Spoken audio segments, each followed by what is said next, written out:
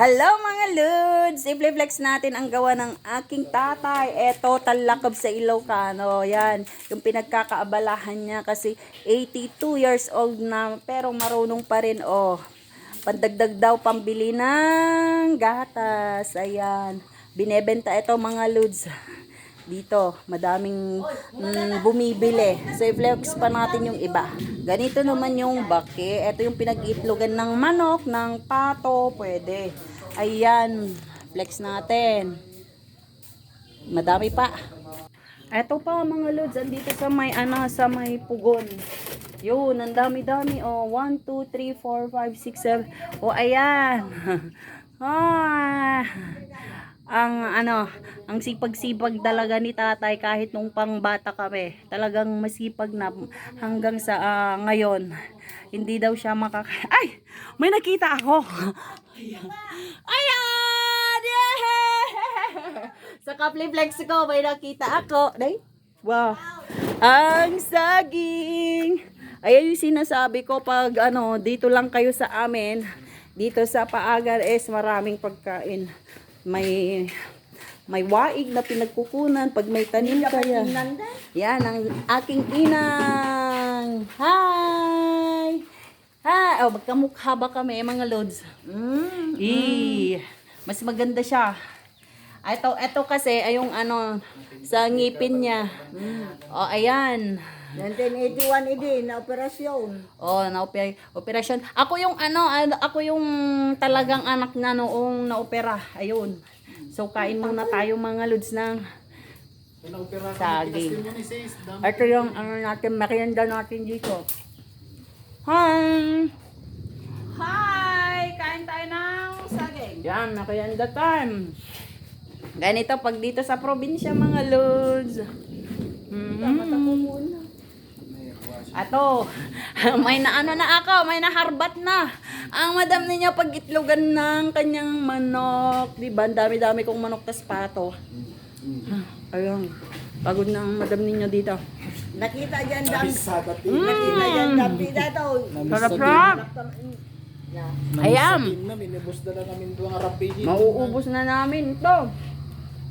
Yun, kahit hindi pa. Haan? Makapatagtol na rin dati. At kung nakiyangga dito. Buti nakita ko doon. Kaya, Nakamutaduan. ma-reflex pa ako na ganito. Yes, merienda. Ayan, merienda, merienda. Wow! May saging din dito. Gawin nating banana chips. Ito yung ginagawa ni ate. Siya yung may business ng banana chips. Ang sarap. Promise. Kaya eto. Lagay na natin dito. Baka makalimutan natin. Wala na tayong Ito naman yung sister ko. Hi. O magkamukha ba kami? Ay, kunting hawig. Dito. Ay, kuntiring hawig. Kay inang. Ay, mas maganda ang inang namin. So, doon muna. Flex natin yung iba pa mga lods. Yan. Hey. Pag dito naman, talagang nawiwili ka. Kung saan-saan ka na pumupunta. O, andyan, tanim. Kaya, di ka dito. Magugutom. Ayan, may libre pang bidzoke. Kanta ka lang dyan. Yun. Tatlo pa. Oh, yan. Diba? Dami. Tapos dito rin. Yun, ganyan. Pag itlogan ng manok, wala lang yung manok. Wala pang itlog na nandyan. So, kung nandito tayo dyan, ito yung paglulutuan natin. Ito yung tinatawag na anong tawag dito yan? Dalikan sa Ilocano, dalikan mga lods. Dito, hops. Aba, may dito nagpapalambot ng mga karne para mas konti yung makukonsume natin na gasol. O, eto naman pala. Ito, yung napakalaking kaldero at ang laman ay pagkain ng baboy natin.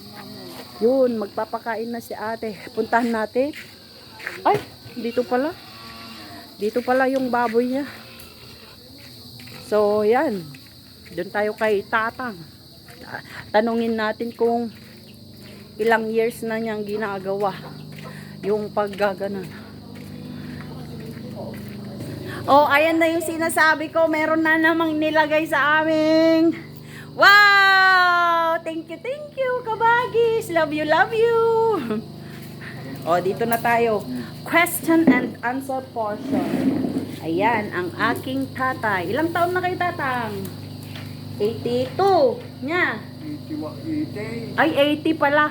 Ay, dinadagdagan ko. So, ganito yung ginagawa mo. Na. Tapos, para magkaroon ka ng pambili ng Tatas.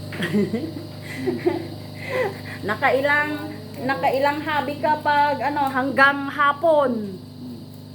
Kunin mo nga yung Jay ko. Dahil tapon di jay. Nakakailang hobby ka natatapos na talakab. Di agmalam. Wala nga na tatalakaw. Ay, dalawa pa lang natatapos na. Pag pag talakab, yun, yung kinukuha. Yun. Ayan. Pag ganito daw. Akin. Yun, excited. Yan, pag ganito daw, ilan? Maghapon? Dalawa. So, dalawa mga loads. Pag ganito naman, 5. 4 maghapon din. So, pag doon, mas mahal. No? Ito, mas mahal. Tig 150 daw ang isa. Pag dalawa, di 300. Ito naman, pag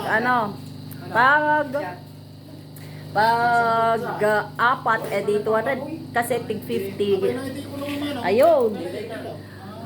Ang sipag-sipag, yan. Oh, yan, diba? Nakaano na naman ng pang habi-habi. So, ganyan ka sipag. Nung bata-bata pa siya, doon talaga sa may sa may taltalon, sa may bundok, doon kami naglalagi. So, yung shinare ko sa inyo, ayun nga, doon lang. Ayaw niyang ayaw niya nang maaga-agang umuuwi hanggang alas 12 ng tanghali doon sa may bukid. Ang gusto niya. Tapusin namin. So, yun siguro yung nakuha kong yung attitude. Lahat ng mga gawaing panlalaki kinakaya kasi wala akong meron namang dalawang lalaking kuya ko pero hindi sila gaano dito nakaasawa na ng yung isa, tapos yung isa pumunta ng Manila. So ako yung naiwan dito, kaya ako yung pumupunta sa bukid, tumutulong kay tatay. Yan, di ba tatang? Niya. Oo daw, talaga in-approve niya. Ako yung andun sa bukid, ayaw ko dito sa may bahay. So, ayan lang mga lids ang buhay ng aming tatang, ang masipag. 11 po kami, pero naitaguyod niya. Lahat ng mga gustong mag-aral, go!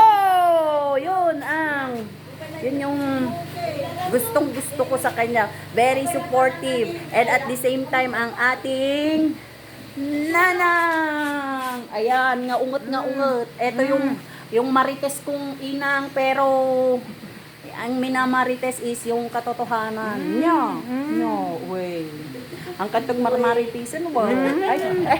Hindi, babait. Ito yung, siya yung bumuhay sa amin. Naglako siya sa palengke ng bagoong, ng mantika, tsaka doon din ako lumaki sa palengke. Laking palengke din ito. So, marami akong natutunan sa kanila. Agad Diba? Nasaraka. Ayan na naman, nagmamarites na naman. Sabi ko sa inyo, wag ka nang magmarites. Hindi, love na love ko to. Love na love ko. Napanina. Oo, ayan. Napan. Na naalala niya, nagtitinda ng bagoong nagtatanong. Kasi pumupunta ako ng palengke, mga lods. Lineflex ko lahat yung mga kasama ni Inang noon na nagtitinda doon. Yes. Hindi ako hindi ako nahihiya. So yan yung ikinabubuhay namin noon. Hanggang ngayon, hindi nagbago ang inyong madam. Yehey! Ito na ang aking tatay. Kahit matanda na, gumagawa pa rin ng para hindi daw siya mabagot, di ba? So, hanggang sa muli mga lods, ang aking tatang at ang aking inang. Bye-bye! Love you, love you. Bye-bye ko naman din ah. Bye-bye. Yeah! Sandali, kay inang tatang. Bye-bye! Bye-bye ka na, angaro doon. Bye-bye! Yeah! Love you ko noon ah. I love you! Ala nga road. Ala Bye-bye! I love you! Yeah! Ah, Doon pa sa kabila. Bye-bye!